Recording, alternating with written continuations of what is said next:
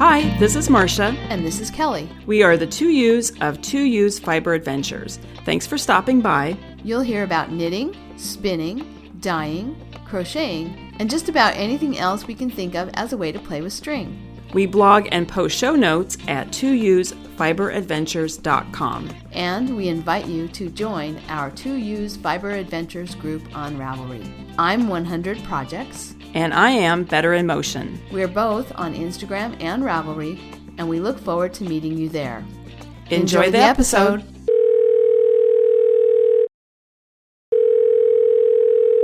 Good morning, Kelly. Good morning, Marsha. This is a last-minute decision to record this morning. Yes.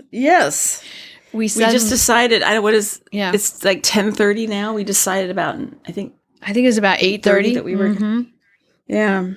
So, I suddenly realized, oh, wait, an episode is supposed to come out this weekend, and I'm back to school on Friday and stuff going on, and yikes, I got to contact Marsha.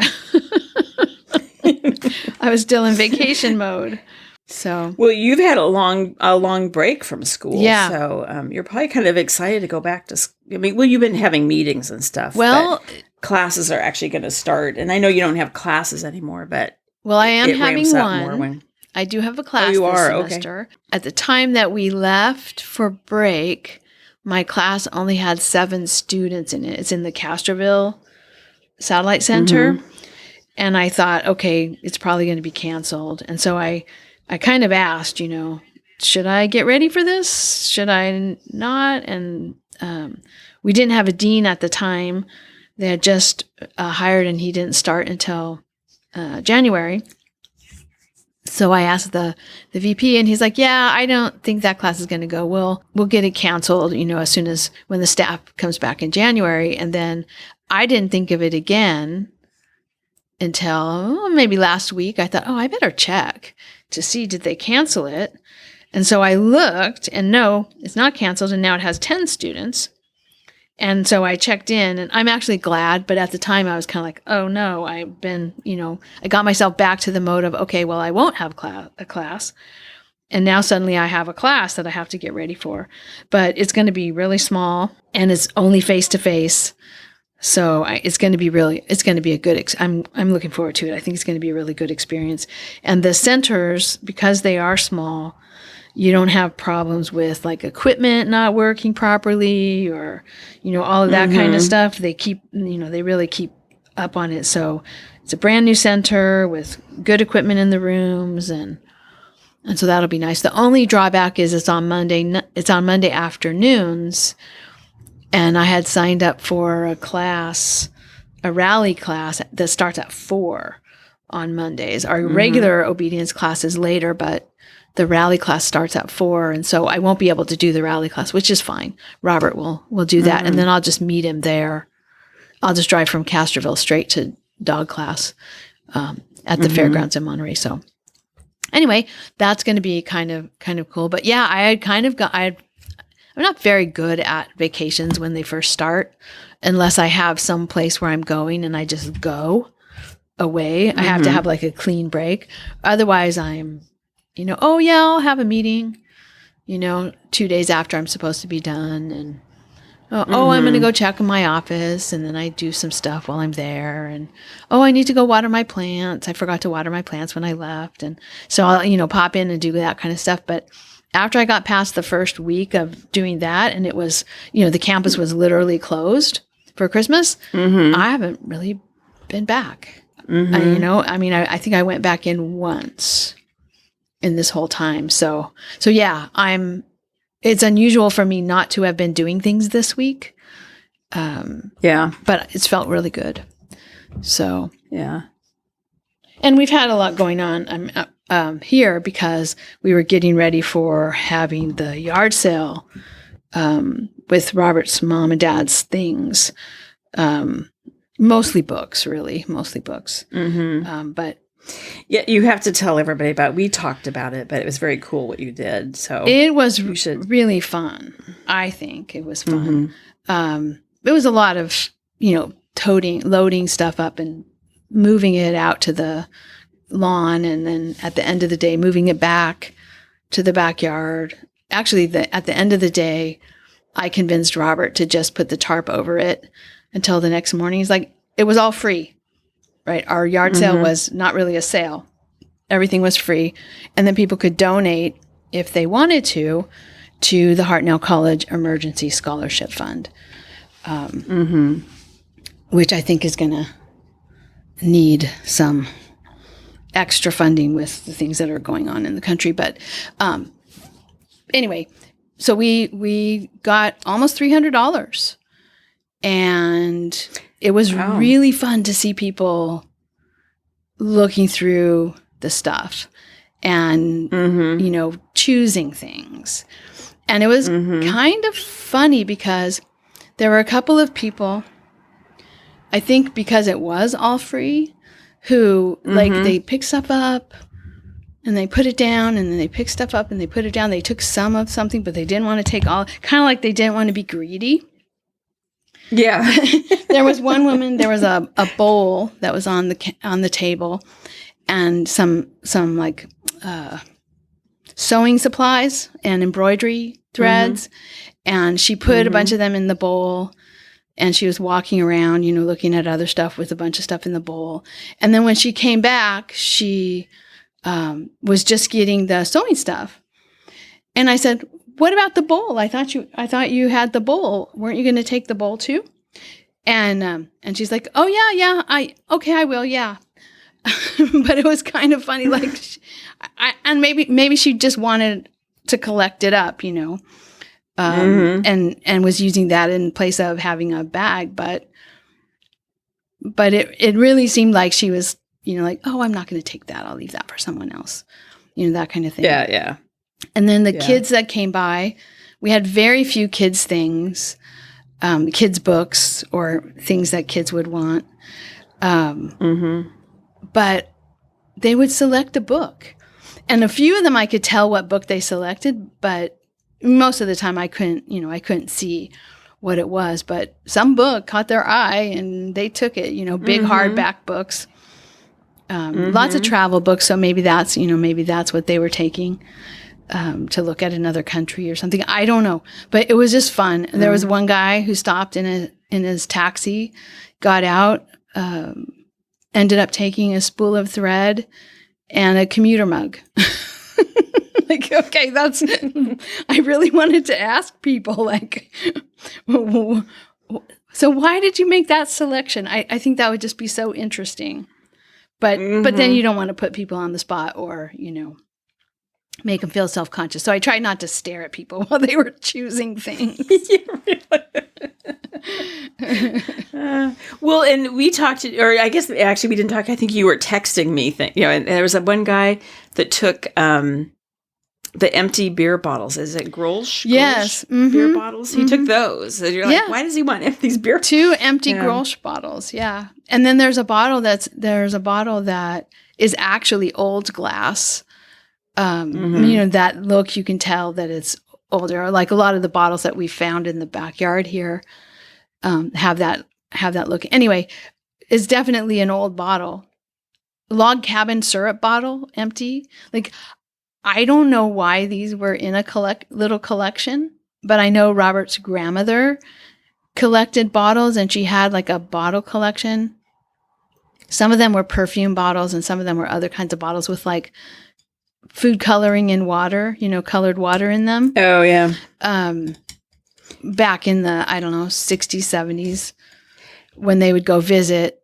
I remember my grandmother, she had that too, where she would, interesting bottles or decanters, she'd fill with water with food coloring in them. And then she'd put them in the window, and she had like blue ones in the spare bedroom and red ones in her bedroom, and down in the laundry room, she had green ones. And I don't know, that was a thing.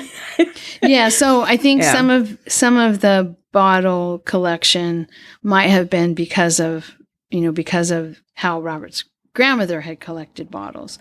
So, but so funny, the really old bottle, the bottle that's actually old is still there. It'll go out on the table again this weekend. That bottle is still there, but all of the others that had like no meaning at all are gone.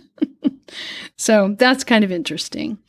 And the things that I told Robert no one would take, like old sleeping bags, they were in good shape, but I didn't think people would take old sleeping bags, from his childhood. One from the U.S. Marine Corps. His uncle had been in the Marines. Those got taken. One guy, so I had told Robert no one wants VHS tapes, so he had put them all used one of our yard waste bins to store them before he can, take them to the trash. And some guy comes up and he says, "Do you have any VHS tapes?" Like Robert looks at me and he goes, "Let me go get them." So he goes and gets the bin and the guy goes all through them. And so all these things that I thought nobody would want, people actually did want. And then Robert's mom was very intrigued by the O.J. Simpson case.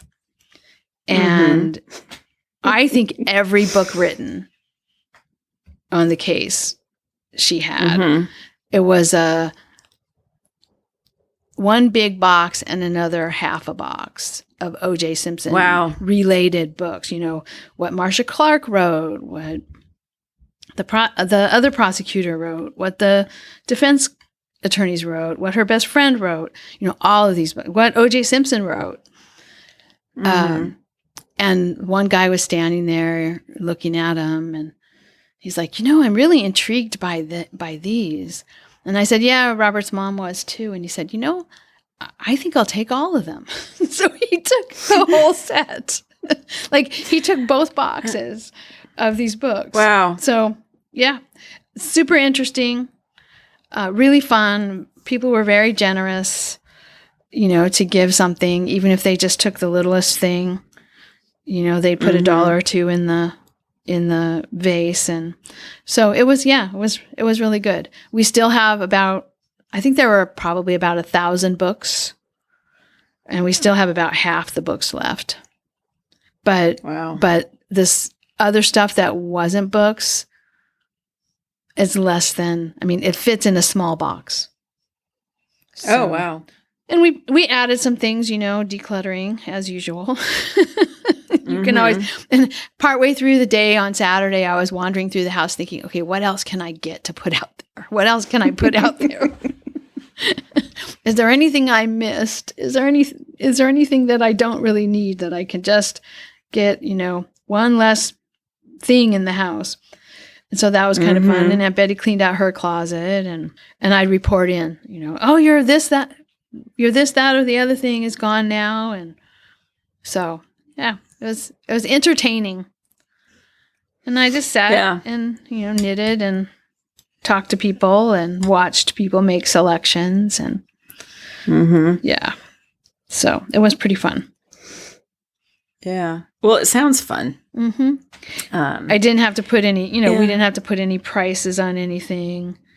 We didn't have to ring up sales or negotiate or, barter with anybody or, bargain with anyone about, how much we'd take or how much they wanted to pay. It was all just out there, and people stopped by. So yeah, and then this weekend we'll do the same thing with what's left. And I think we've pretty much passed. I don't know how many more of the books will go. I was laughing that I thought it would be fun to drive around the town, drive around Salinas looking for little free libraries. Oh, yes.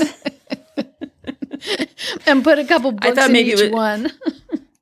Yeah. Or I was thinking like the sneak a zucchini on your neighbor's porch. Right, yes. Just start leaving books on people's porches. Yeah. Exactly. Well, you'll have to figure out, I guess you just take them to the Goodwill, I guess, the last batch of stuff. Yeah. I think and there's a shop downtown too that Robert has brought some books to already. So some of them I think the shop downtown might take. But some of them are destined for recycling. Yeah. So sometimes you just, sometimes books just, that's the end. They've lived their useful life. Yeah. Yeah. Let me see. Do I have anything I need to chit chat about? I don't know. I can't think of anything. I'm feeling a lot better. You sound a lot better. My cold. Yeah. I was listening back to when I was, I always listen to the episode when you publish it while I'm walking the dog. And I thought, ooh, I sound terrible. The last episode. Mm-hmm. No, I seem to be recovered. Okay. And I will say I seem to be doing better. Well, I did really well that first week of setting aside a craft day. Mm-hmm. And I realized, too, it was really easy because I was sick. Or, I wasn't so sick that I had to be flat on my back. I could still do things, but nobody wanted to come to my house because I was, toxic. Right.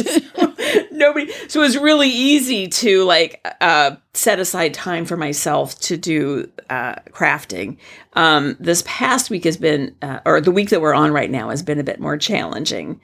And the other, and so I did yesterday I'm taking Tuesdays. And so yesterday I did work, I'll talk about that, but I did work on warping the loom and doing things. But this, I've also I don't know if I mentioned this in the last episode, but I'm going back to that gym that I've had that membership for over a year. And I found some classes I really like. And so my plan is to go, 5 days a week. There's Monday, Wednesday, Thursday, Friday, Saturday, but Tuesday, keep it to myself still for crafting. Oh, that's good. And this week, yeah. But like crafting, I need to write them on the calendar because this week every day I have something going on. Mm-hmm. So this morning, we had to wait. I had a locksmith come, so I had to wait for the locksmith to leave, right? Well, that meant I couldn't go to the gym and because all the classes are in the morning. And so what I need to do is just put those on because let me finish my statement, put those on the calendar as a standing appointment that I always have, and then try to fill in all the other stuff that has to happen. But, tomorrow I'm bringing the car in for servicing, having my hair cut on Friday. So, but I made them long enough ago, these appointments, that they were on the calendar. So now I need to just go through and write everything on. But I'm making progress. Well, that's good. At least so, and then I'm just going to say too, today I'm wearing, do you remember last year at the Knockers Retreat in the D-Stash room, they always have sweaters and scarves and things, plus yarn and needles and all that kind of stuff. And remember, I think it was 2 or 3 years ago, you got a sweater. Yeah. And last year I got a vest, and it's the Velocore by Andrea Mowry, and Allison 1031 made it and donated it. And so I took it and I've been wearing it this week. Nice. It's a great vest. So shout out to Allison. I don't know if Allison is a listener, but if she is, I love your vest that you made. I've been wearing it. And it's I put a link in the show notes, Kelly, if you want to take a look at her project. It's like a toffee, 3 colors, like a toffee, a brown, and then a light cream that has it's hard to see in the picture, but it has little flecks of yellow and pink and blue that run through it. I remember this now that I'm looking at the picture.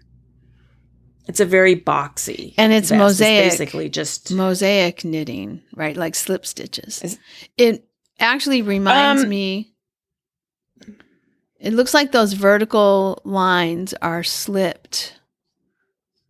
Well, I thought they were slipped too, but I think they're actually twisted. I think they're like little cables. Okay. Because the whole thing is like garter stitch within but these look like, maybe they're slipped, but they look like they're little tiny cables. Mm-hmm. Well, they might be both. Yeah. It says, I don't know. Anyway, it's twisted stitches. Oh yeah, slipped stitches. I'm just looking at the pattern attributes.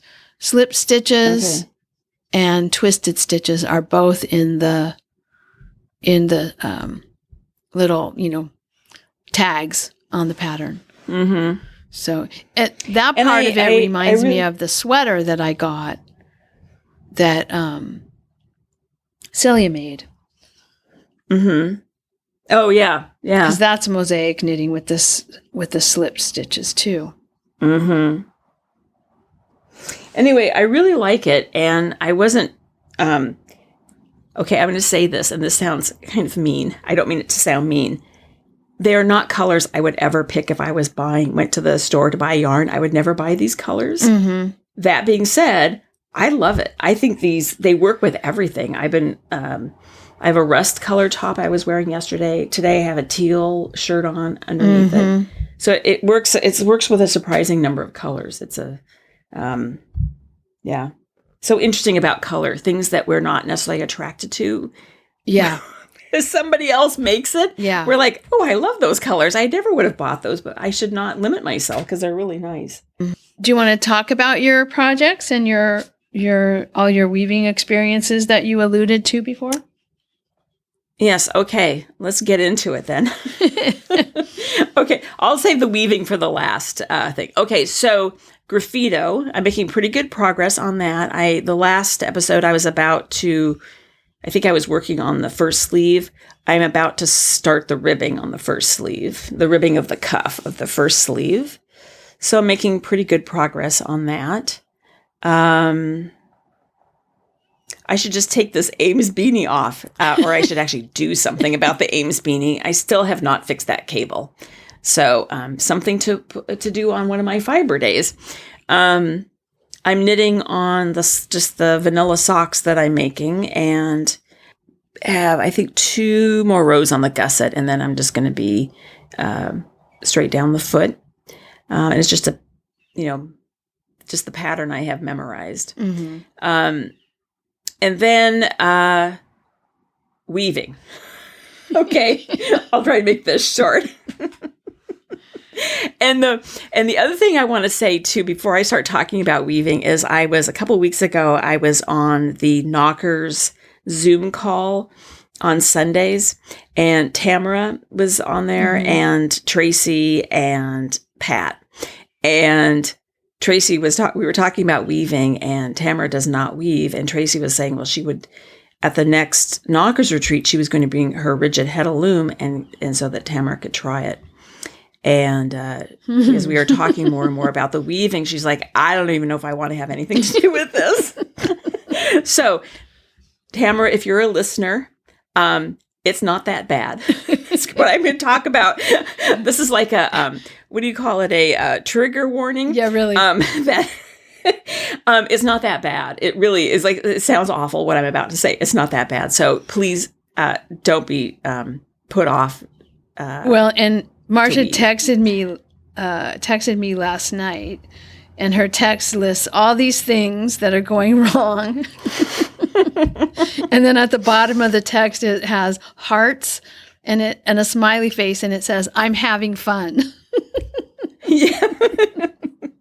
So yeah, you can. I am even having though fun. all this is happening that she's going to talk about, she's still having fun. So. Yes, and just to prove that I'm having fun is I've talked about this before, that there sometimes when I send an email or I go to pay bills, or I have a certain type of conversation on the phone, the dog leaps off his bed and runs to the basement and gets in his crate. And so yesterday, the last 2 days that I've been working on this, on the loom, on and off, the dog, he likes to be near me. So he's either in his crate, just laying there, or just on the floor by me. And he never ran upstairs the entire time to get away from me. So that's a testament that I'm having fun, even though I was like, what's going on here? Anyway, before I move on to it, I think the other thing too is I find it really mentally challenging, and that's kind of fun to have something that you have to figure out and do a little problem solving, because it's not rocket science, but you have to kind of think about it. Anyway, because I think my knitting now is, we've talked about this, is that there's some, like my sock, I don't have to think about my sock at all. And now with the Graphito, I've been knitting on it long enough now that I don't have to think too much about it. So this is kind of fun, something challenging. Okay, anyway, so where am I? I got the warp on the loom. All of the heddles are threaded. The reed is threaded. It's tied to the front beam. And I've started weaving the waste yarn that you put in to get all the warp threads straight. Because as you tie them to the front beam, they make kind of like V's shapes. Mm-hmm. So you have to put in that waste yarn to get everything lined up. And when I put in the waste yarn, I discovered that I had a threading error. And, but I was able to correct that. No problemo. So here's my problems. So I had the misthreading thing. That's not really, that happens to even the most experienced weaver, right? Mistakes. And so you're constantly checking, and sometimes you miss things, and I missed it. But I was able to fix that. When I wound the warp, I divided it into 4 sections. So 4 chains. And the second chain, I had missed, 2 threads at the cross. So they didn't go, at the cross, they have to go over and under. And I missed 2. So I had the brilliant idea, like, well, I'll just pull these 10 off and fix it. Big mistake. So I put them back. It's like, okay, don't touch anything. So that chain, when I put it on the loom, got very tangled too. And I put a picture in my the Ravelry, my project, super tangled. And as I was pulling on it, I realized that it was sort of like rotating on the loom. Oh. So that now, like the end of the warp where you've like changed colors, mm-hmm. or you cut threads, and those now suddenly were halfway up the chain. Oh no. Yeah. So I thought I had this temptation just to take it off and throw it out and start over again. And I thought, let's just try and fix it first. That'll be the Hail Mary. Yes. You'll do that. I'm going to see if I can fix it. And I was able to fix it. And I was able to get those, it untangled. I was able to get the ones that were now too short. I could get them back into position. Not 100% though. So some of them I had to tie extra. Mm-hmm. So they were maybe 8 inches too short now. Mm-hmm. So I would tie thread on there. I just knotted them and added them so it made them longer so I could tie them on. I realized another mistake I made is I just thought I'm going to do a contrasting color so I'll know where those are. I should have done it in the warp color because you could just hide those knots. Right. So that's a lesson learned. Is I should have just done the like if it was a blue thread, I should have just done it in blue. Mm-hmm. But I fixed it, and I was able to use that chain. The 4th chain, even though I kept note of what was the top of the chain, I put green ties on them so I know those were the top. The 4th one, I must have reversed it somehow, even though I thought I was being really careful, mm-hmm. because when I got to where the 3rd chain met the 4th chain, I had the blues were together. Oh, so it should be 4 threads of blue, 4 threads of white alternating. And I suddenly had 8 threads of blue. And at the end, where you're supposed to end with blue, I had white.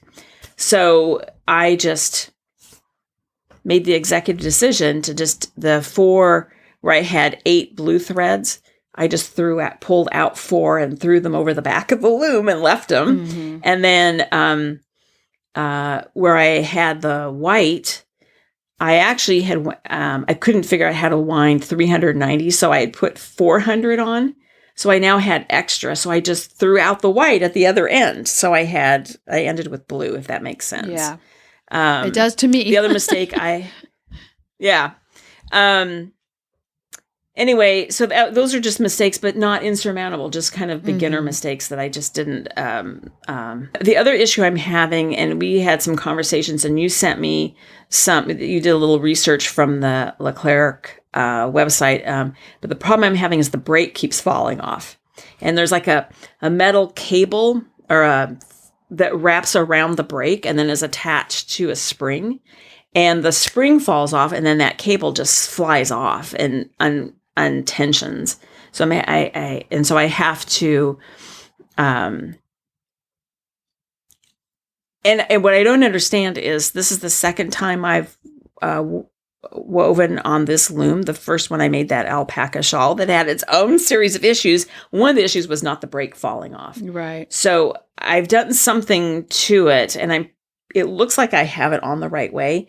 And yesterday I worked down there till 5, and then I thought I need to stop. And so I've not had it today. I'm hoping this afternoon I can go down there and actually look at what you sent me and compare it to how I've put the break back together to see if I can figure out what I've done wrong, and that's why it's falling off. Yeah, I'm pretty sure it's related to the issues you had from moving it. You know, when the back beam came out of its slot. Yeah. Because as I talked about that last time, is if people didn't, it fell off one side of the right side. It fell out of the little clip that holds it in, and that may have screwed it up somehow. Yeah, I think so. It's probably related. It's not in. Yeah, but you know the thing about these looms is that they're.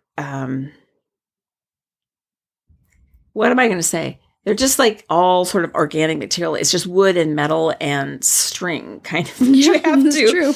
And you have to it has to be. I mean, it's a piano reference. They kind of need to be tuned. Mm-hmm. You know, like I think every time you move them, something gets shifted, and you kind of have to. And even as you're weaving, like you have to keep adjusting the tension too sometimes, right? Mm-hmm. So I just think, yeah, and because as I say, it's only the second project, I'm still figuring out this loom. Yeah. And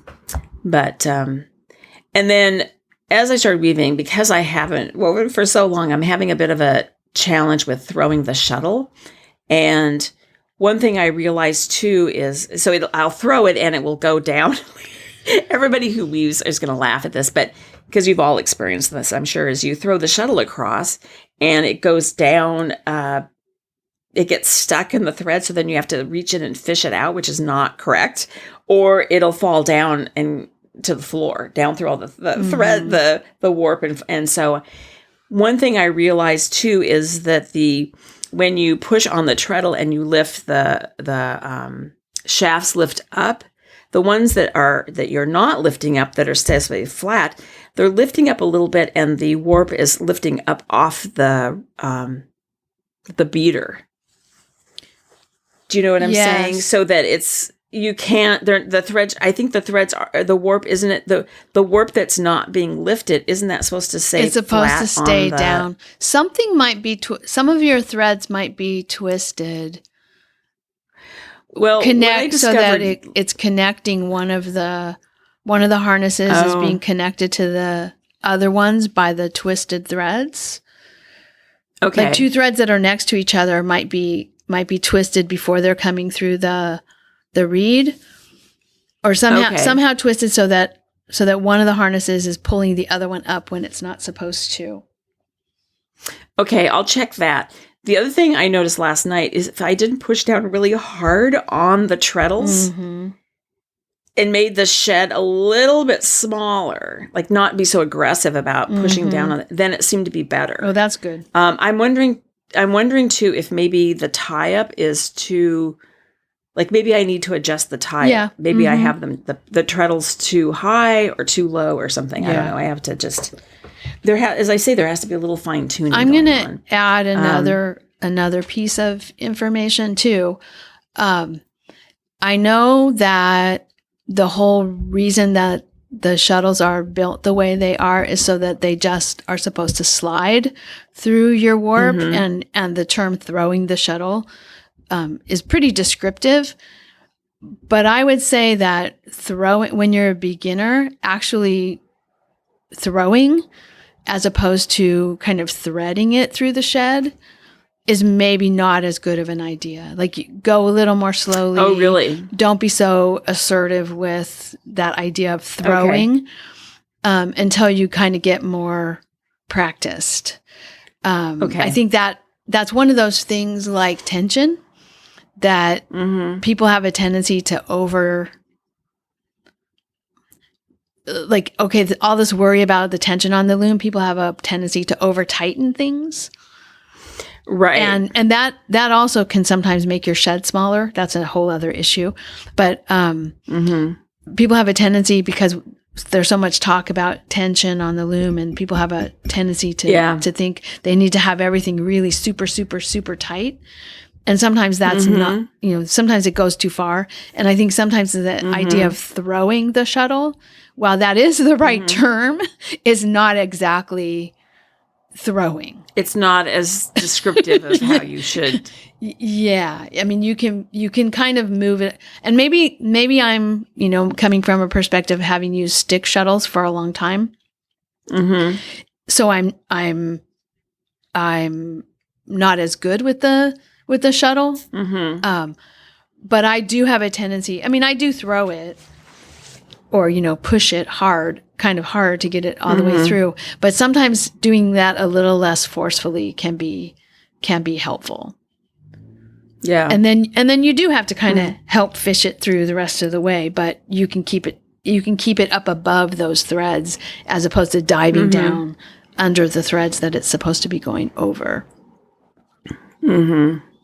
And then I also put in here too, I'm no longer winding warps that are in half-yard increments. So this warp is 4.5 yards. Just put 5 yards on, because this is a kit. So the caveat to this statement is, if you have a kit and they tell you to put 4.5 on, then just put 4.5 on, because you want to make sure you have enough yarn. I will say the spools I have, I don't remember now. They're well over 1,000 yards. I think they're like 1,600 yards or something. And that can't be right. But anyway, this project, I need 600 yards of each color. Mm-hmm. So in hindsight, I probably would have been fine putting on 5 yards. But the last towels I made on the other loom, I ran out of yarn. And I put the right amount of yarn on, and the warp was however many yards it was. Yeah, I did except that, right amount, and except I ran that out. You started off wrong, and I forgot you were using the kit and said, well, just start again. Oh. So you had a little bit. Oh, I'd forgotten that. You had a little bit at the beginning that was extra weaving that wasn't part of the pattern. Oh, yes, I forgot about that. Anyway, and then this, I'm doing I put in the waste yarn to get the warp straight, all those threads straight. I had to go, I put in 4 inches probably, because I put the knots in of the contrasting color. So I can't have that. You had to get past, product, right? Yeah, you had to get past that. I had to get past that. So, but I just think if you have, and I think the other reason why you want to maybe just do your half yard is if you don't, I guess I just said that if you don't have enough, or you're concerned about running out, then you want to be more careful about using materials. But with all the spools of yarn that I have down there that have, I think there's 1,600 yards, just use it. I mean, as you said, you can sample. It allows, so I had to get past with mine too, I had to get past those knots with the contrasting color. Plus, I discovered I had the threading was wrong. So then I had to weave a little bit more to make sure I had my threading correct. So I think having an extra half yard on there would have been kind of nice and then also to sample, the patterns too, to make sure I'm doing it right before I put in, start weaving the actual towel. Right. Yeah. I don't know. Yeah. Anyway. No, I don't, I think putting in more warp than you need is always a good idea. Yeah. You won't be sorry. Right. If you put in. Right. But you will be sorry if you only have a certain amount of yarn. Yes. And you don't plan for that extra warp. But I think if you can plan for the extra warp, even if you're using a kit, you can plan for the extra warp and say, well, my last towel, I'm going to use something from my stash. So I don't mind warping with a half a yard. I mean, I never thought of it as something not to do, but I do think you're right about you'll never be sorry that you have a little extra warp. You might be sorry if you say, I'm going to make an 11-yard warp, because then you're going to get really tired of using that same. Like, I'm glad I only have 6 yards for my trailer curtains. Let me just say. Yeah. Yeah. But I'm having fun. I mean, it is fun. It really is. So I'm excited to, I don't know if it'll happen today, but I'm excited to get down there and actually start doing the pattern. And then the other thing I'm going to say about weaving is yesterday I had to go to the pet store to get dog food. And it's right near, not too far from the Goodwill. And, I don't go to the Goodwill anymore, Kelly. But I was surprised to hear that you went. Yes. Yes. Well, there was one thing I was looking for, which they did not have. But I was very targeted in my shopping. I went to the one area. I'm looking for a teapot, just a plain, simple teapot that I'm going to make a tea cozy as a gift for someone. And I wanted to give them a teapot too. And they have, a lot of times they have a lot there, but they didn't have anything. And then I also went to look at sheets because I want to buy sheets because I don't have any sheets. I've gotten rid of extra sheets that I don't need anymore. So I don't have any sheets. So I went to the Goodwill and I bought 3 sheets, flat sheets to cut into strips for making rag rugs. Cool. So I'm excited about that. I don't know when that's going to happen, but I was just kind of inspired. And then when I was leaving to go to, had my sheets and I was going to go to the checkout. I couldn't get my cart down the aisle that I wanted to go to. I had to go down another aisle, and the aisle I went down was luggage. And I don't need any luggage. But all of a sudden I'm like, oh, look. Anyway, long story short, I got a little carry-on bag, wheeled carry-on bag with a handle that expands for my e-spinner. Oh, nice. So I can now travel with it. It's about right now I just have been putting it in a basket that I have because I've not flown with the e-spinner. I've just taken it to the beach. And I took it to your house, but I had it in the car. When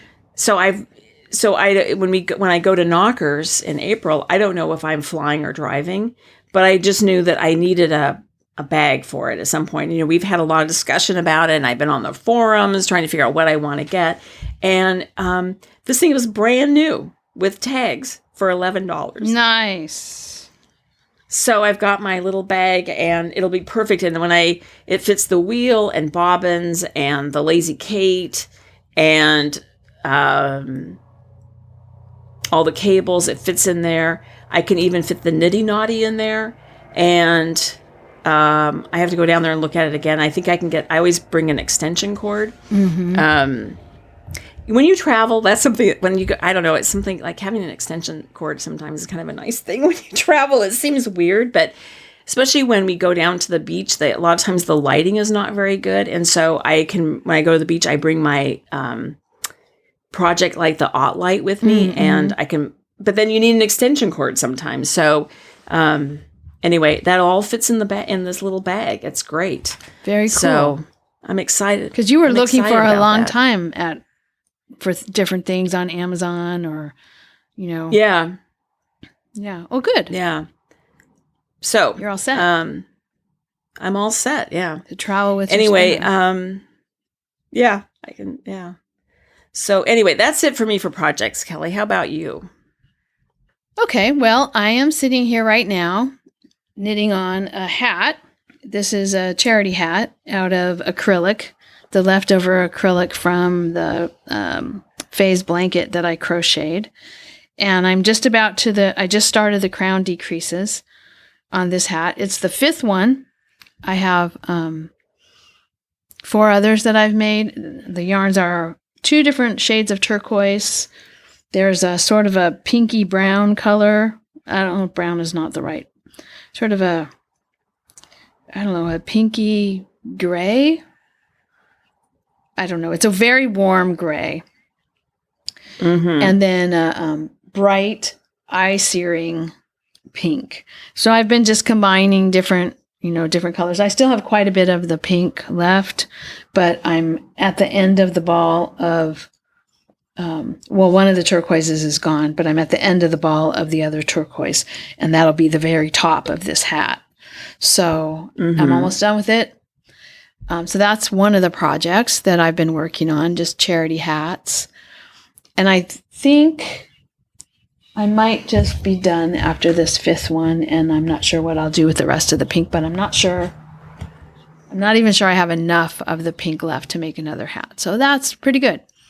And then I finished the socks I was working on last episode. So they're done in the drawer, finished project. And I haven't started another pair of socks, but I do have a skein of yarn kind of queued up for the next pair of socks. And then, of course, weaving. I have been weaving. My goal for my January challenge was to tie on the warp, and I did it. It got all tied on, and then it looked like a terrible mess. I don't know if you can see on the project pages, or you maybe saw it on Instagram.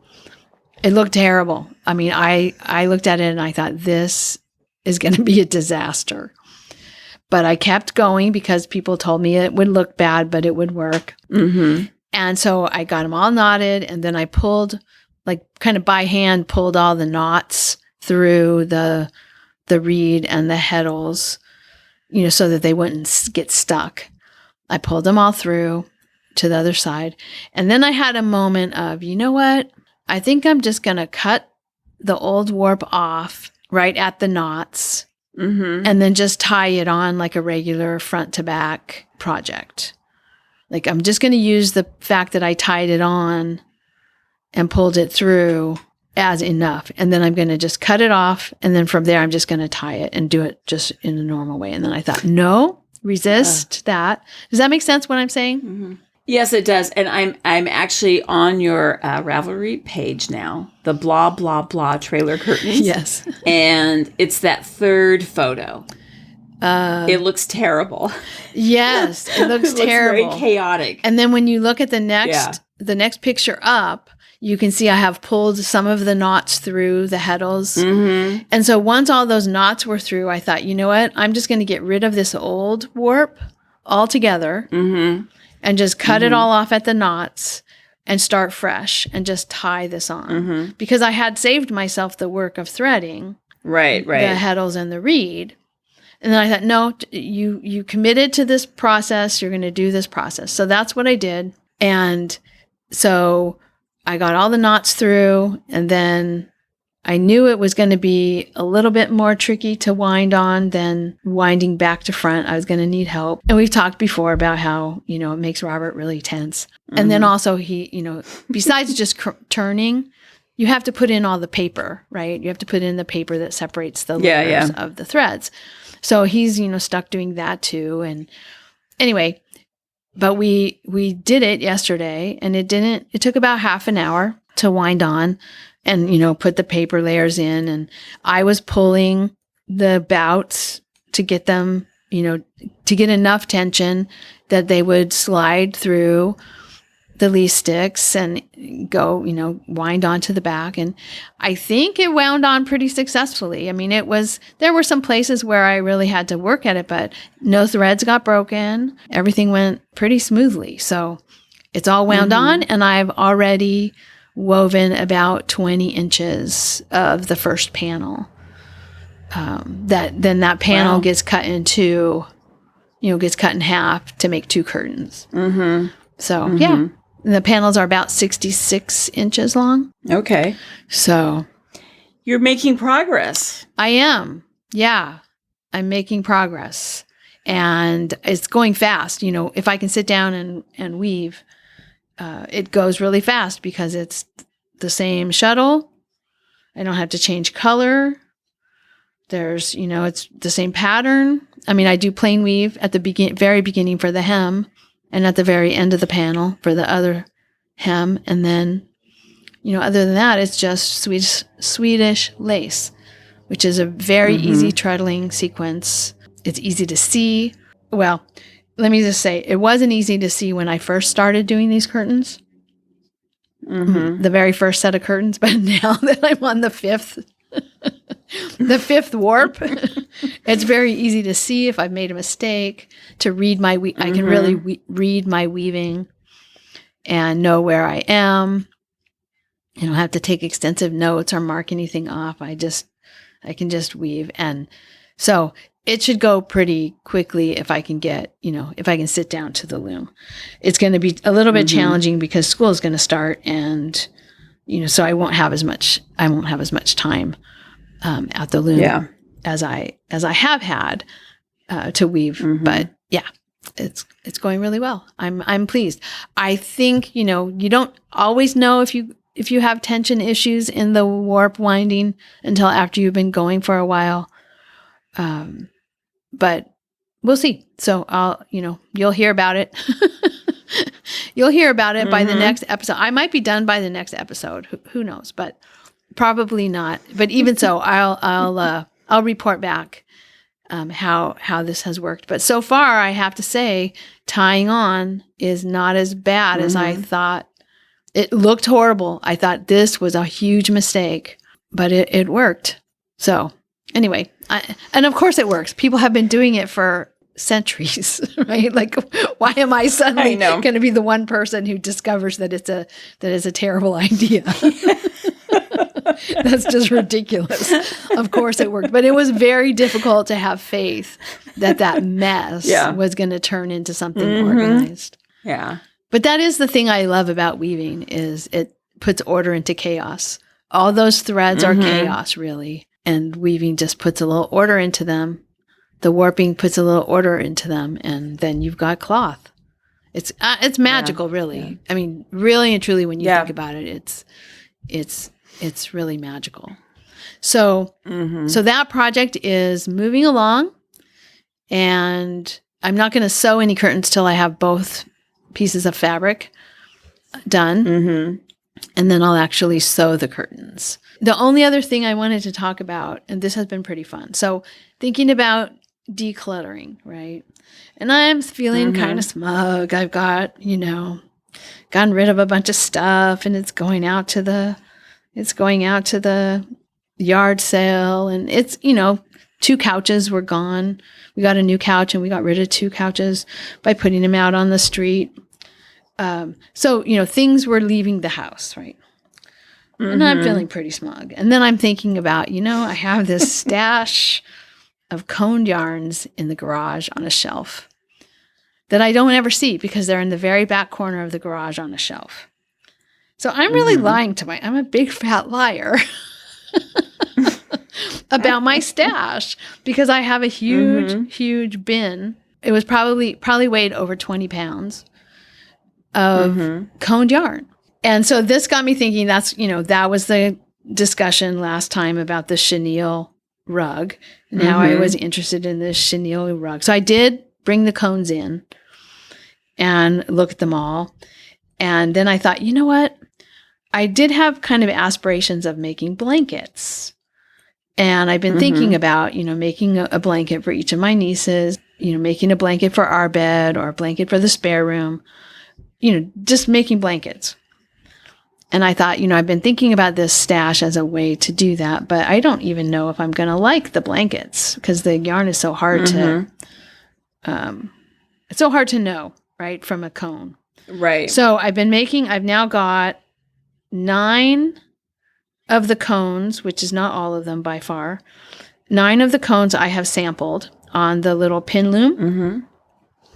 Okay. And I have 4 of them that were labeled, either unlabeled, but they feel the same, or labeled Shetland. So I have those. And those are pretty harsh. They're pretty woolly wool. Even after being washed and felted a little bit and brushed with a fingernail brush, they still are really kind of harsh woolly wool. So okay, yeah, a blanket, that'd be fine as long as it doesn't touch your face. I wouldn't, I would sleep under a blanket of this because it would be warm, but it wouldn't be something that I'd want to make for one of my nieces as a gift. right? We've talked about that too. With all the, microfiber, soft blankets out there. These are not blanket candidates in my mind. So those are definitely ones that'll go to the rug, the chenille rug. And then I had some others that have come out really nice. And one of these was actually labeled Harris Tweed. There's 3 of them that look similar. And one of them was labeled Harris, 1 or 2 of them were labeled Harris Tweed. I have no idea if this is really true or not, if it really is Harris Tweed yarn. But they're kind of nice. They're not, they're not super soft, but they would make nice blankets. And the yarn is a little thicker too than the Shetland, not quite so fuzzy. And then there's 2 that I found. I have sort of lace weight wool, worsted wool. And one of them I wove just a single thread on the pin loom that I have, and it's really too open of a set. There's it looks like gauze, but it feels really nice. It's beige and has little speckles of orange and green in it, little like neps, I guess. Those little tweedy bits. And I think this would make a really nice blanket. Not at this set, but it would make, I think it would be a nice, pretty soft wool blanket, kind of like fine wool. And then, so the next one I did out of that weight of yarn, I took 2 different cones and I used an orange, rust. I had a cone of rust and a cone of kind of a royal blue. And so I used those 2 together. They're about the same weight. I used those 2 together to make a square. And this turned out really pretty. The color is pretty because of the sort of the way that the marling of the 2 yarns together works. And then also the texture of it is nice. And because I doubled it, the set is right. It doesn't have big holes in it and look like gauze. So that's definitely going to be a blanket. Those 2, there's 2 cones of blue and 1 cone of rust. So those 3 cones are definitely going to be in the blanket pile, as opposed to the chenille rug pile. I'll do a blanket first, and if I have leftovers, we'll see what happens with them. But those 2 are out of the running for the, those 3, the blue, the rust, and then the one with the tweed, the beige with the tweed, are out of the picture for making one of those chenille rugs. But definitely the ones that are labeled Shetland or feel like the ones that are labeled Shetland, they'll be going into the rug, I think, because I don't think a gift blanket, I don't think someone would appreciate. Most people would not appreciate a blanket out of this sort of scratchy woolly wool, as we call it. So anyway, so that's been really kind of fun to do and see what I have. Lots of cones. Like this is what I said is it's 9. It's actually 10 different yarns because of the one that I used 2 different yarns in it. There's 10 different yarns that I sampled, and I have others that I have not sampled yet. So that gives you an idea of how big that the giant bin of cones. A lot of them are 2-pound cones. And then some of them are just 1-pound cones. So I have been doing some sampling of my wool cone stash, and I'm going to get some of that out of the stash this year. So, okay, yeah. Well, I'm saying, and you don't have a project page for this, though, right? Not yet. No. Okay, because I was looking to see. Yeah. Next episode, I'll have it have its own project page, and I'll have pictures of the different samples that I'm making. I'll have more of them. So that's it for me. I am going to talk a little bit about one of my projects that I do have up on my project page. Is we have I don't think I've talked about it in the show. It's just on our Ravelry group. It's the 2025 challenge thread.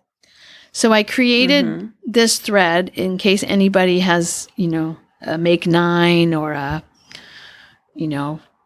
25 sweaters in 2025 project or a sock a month, project, any kind of challenge that you're doing. If you want to if you want to post in the thread and tell people what you're doing for your challenge or use it to keep you accountable, feel free to do that.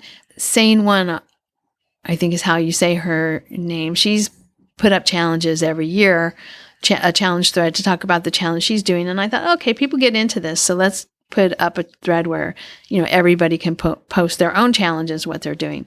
So my challenge, and I'm doing it month by month, my challenge for January was to walk 15 miles every week of January, which I have accomplished that 2 weeks in a row. So I still just have the rest of the month of January to go. So I have 2 more weeks. And then the other one was tying on the warp, which I have finished. But what I wanted to talk about is I thought, I need a picture for my project page. And I also thought, maybe I'll make a picture for this discussion board, put at the top. And so I used Canva for work. And I went into Canva and I used the AI feature to create a photo, or not a photo, but an image. So if you take a look at my 2025 challenge project, January, I asked it to create a colorful image of people knitting, doing crafts with yarn or something like that. And the first one I did, it gives you 4 images. The first one I did, the thing that fascinated me the most was that one of the pictures was all men. And I thought, okay, that's really weird. Why would they give me, if I hadn't specifically said it, why would they give me a picture that was all men, right? And so then I started playing around with getting a mix of men and women, and I could never get a mix that was like a couple of men in amongst mostly women. I either got half and half, or all men or all women. I couldn't get, I didn't say specifically, I want an image with 2 men and 4 women. I didn't get that specific, but I just thought it was interesting. And then I started noticing, because I was fixated on that. And I was also fixated on how it was putting like a little logo on there that says 2025 challenge. But the words were all scrambly. Like, even though I had told it what the thing was, a contest, a 2025 challenge yourself contest, when it put the words into an image, it put the words all sort of scrambly. The one I'm looking at right now, the word contest is like, you can't, when you look at it from a distance, it looks like the word contest. But if you look more closely, the first part of the word is like not even really letters. So that, yes, I see this, sort of fascinated me. And then I realized what these women were doing with the yarn. Okay, is this the picture on your... Yes. It's yellow background. They're just holding the yarn. They're holding yarn. They're holding projects with no needles. They're wrapping yarn around the needles. It's bizarre what they're doing. And the projects are nothing that looks like, they're all wearing like a lot of them are wearing like cable knit sweaters, and one woman's wearing a cowl, or a couple of them are wearing cowls. But the things that they're knitting, or the things that are showing as projects, are like weird. Yeah, they're holding things, but it's just like they're holding yarn. They're holding a project, but there are no needles. Yes. And it's just a little rectangle. Looks like crochet. Yeah. A little, yes. Yeah, it's just a little rectangle. And then do you see the projects that are there? Like that purple and orange and teal thing that's supposed to, it's like, it has an armhole. What is that? But I have no idea what it is. It's like a sweater for a dog or something. Yeah, it's very weird. And I don't know if you said specifically knitting, but it's mostly crochet. I said knitting, the woman crochet. Okay. I can't remember what else. And then if you look at the woman in the far upper right, she's got a knitting needle with a crochet hook hanging a ball of yarn off of the edge. Yes. Like, what in the heck? And also a lot of them have like cowls on. I mean, like even the two women on the right have big turtleneck sweaters on, cabled with big. Okay, and I'm going to say something else too, Kelly. Okay, the 3 women on the right, the upper right, are Black women, and they all have the same hairstyle. Yes. The 2 women on the upper row on the left are, I think, white women that have the same hairstyle. And gray-haired, yes. Gray hair and with like a flip, kind of. And then let me look at the woman on the left is, maybe 30.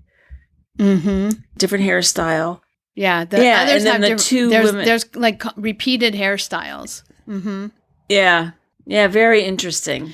So are you challenging us all to make our own AI picture? It was just kind of funny. Once I started looking at it, I found all kinds of really weird things. And the one thing I know about AI is that it has trouble doing hands. And I've seen some ads where I've looked at the ad more closely and realized that the fingers were really just like anatomically impossible. And yes. But none of these women have fingernails. Yeah, they're kind of strange fingers, but the really creepy one was the men. When you looked closely at the one that was all men, they all had like claws almost. I mean, it was creepy. So anyway, it's pretty fun to ask AI to make a picture. I did it in Canva. And there are definitely other formats where you can do that. But yeah, it was very odd. Very odd. The things that it can do and the things that it can't do. In one of the pictures, it had a yarn ball where the top half of the yarn ball was red and the bottom half of the yarn ball was blue. Like, okay, you can't wind a yarn ball like that. It has some fundamental misunderstandings about yarn crafts. Oh, so anyway, but if you are interested in doing a challenge, take a look at the challenge thread and, put in what you're challenging yourself for. It could be a year-long challenge, or like I just decided I'm going to do it month by month, because that will make it easier for me to stay motivated and be accountable. So my January challenge project is the one with the funky picture of the AI picture. Yes, of and women. I will, because we've been talking about this picture, I'll put a link to it in the show notes to your project. Oh yeah, page that has this photo, or I can just put the photo in the let's just put the show link notes, because it is kind of interesting. I'm on this right now, so I'll go ahead and make it so that I can share it. I'll share my page and then put the link in the show notes. And then again, I know a lot of people are sort of up in the air about what to do with their social media. I've heard a lot of people talking about whether they're going to stay on Instagram or not, and talking about what they want to do. And I've been spending more time on Ravelry and less time on other social media.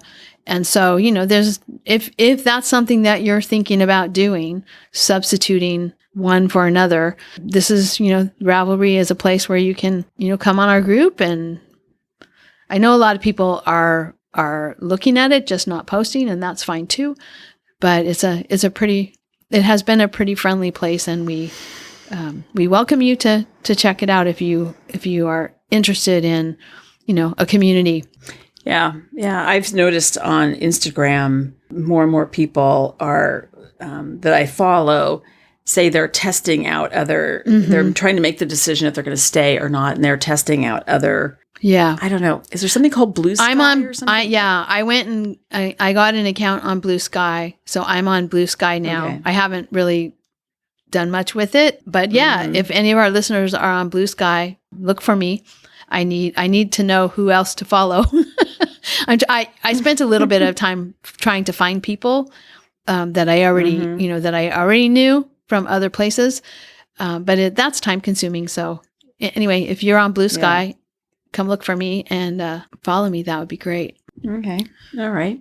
I haven't decided yet what I'm going to do, but I decided I would go and grab my 100 projects name over on Blue Sky. Mm-hmm. So. Well, it's going to be, I too am going to have to decide what I'm going to do. I love my Instagram because it's where I follow people for fiber stuff and food stuff, decorating. Poodles. There's a bunch of, dogs, poodles, all this stuff. So it's going to be, I don't want to think about it right now. Yeah. I mean, it kind of depends. Like, I'm just kind of watching to see what happens with mine. I know I've already been sort of discouraged by the fact that a lot of the people I follow, I don't ever see. And I have to go purposely looking for them because of the algorithm. And that's kind of made me annoyed. But we'll see. I haven't made a decision one way or the other. But I am on Blue Sky. So. Yeah. Okay. And Ravelry. I've been reading the weaving thread, the Warped Weavers group. I've been reading that group on Ravelry. They have a discussion thread there about how to get more people, to get the group to be more active. And that's been kind of interesting to hear what people are looking for. And also to hear how many people are reading but not ever posting. So that's been kind of interesting. Right. So anyway, that's it for me. We talked about that's it for me challenge thread. You already know about the winter weave along that goes along until March 31st. We've got a link to that Ravelry thread in the show notes too. Anything else, Marsha? Nope, that's all for me. Just I'm going to go weave. All right. At some point, I probably need to start cleaning my house, right? I might have to go back to the real world, but for now, I'm just going to play around with the weaving. So, yes, there you go. Okay. Have fun. Well, have a good few weeks and we'll talk. Okay. Bye-bye. Alrighty. Bye-bye. Thank you so much for listening. To subscribe to the podcast, visit 2usfiberadventures.com. Join us on our adventures on Ravelry and Instagram. I am Better in Motion and Kelly is 100 Projects. Until next time, we're the 2Us doing our part for World Fleece.